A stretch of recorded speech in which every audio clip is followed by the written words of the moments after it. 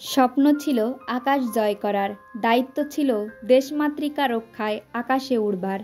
সেই স্বপ্ন আর দায়িত্বকে হৃদয়ে ধারণ করে এগিয়ে চলছিলেন ফ্লাইট লেফটেন্যান্ট তৌকির ইসলাম সাগর। কিন্তু জ্বলজ্বল করতে না করতেই নিভে গেল তারাটি। নিয়মিত প্রশিক্ষণ চলাকালে দুর্ঘটনায় প্রাণ হারালেন দেশের এই পাইলট। রেখে গেলেন অগণিত মানুষের ভালোবাসা, গর্ব এবং শূন্যতা দীর্ঘশ্বাস। 27 বছর বয়সে এমন বিদায় যেন কোনোভাবেই মেনে নিতে পারছেন না পরিবার, সহকর্মী, বন্ধুবান্ধব, এমনকি পুরো জাতি।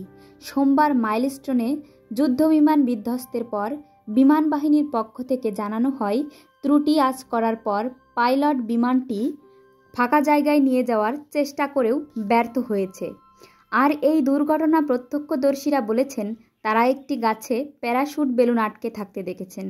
এরপরে তারা ধারণা করেন পাইলট বেঁচে থাকতে পারেন, কারণ যেখানে বিমান বিধ্বস্ত হয়েছে সেখানে কিছুটা দূরে প্যারাশুটটি আটকে থাকা গাছটির অবস্থান। শেষ পর্যন্ত পাইলটকে উদ্ধার করা হয় ঘটনাস্থলের কিছুটা দূরে থাকা একটি ভবন থেকে।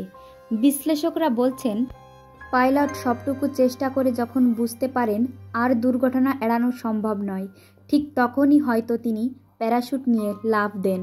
লাফ দেওয়ার পর প্যারাশুট গাছে আটকে যাওয়ায় তিনিও সঠিকভাবে নিচে নামতে ব্যর্থ হন।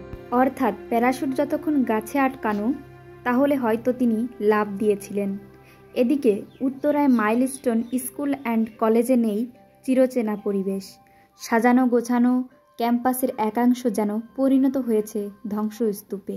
বুধবার তৃতীয় দিনেও আশেপাশের বাতাসে ভেসে বেড়াচ্ছে পোড়া গন্ধ।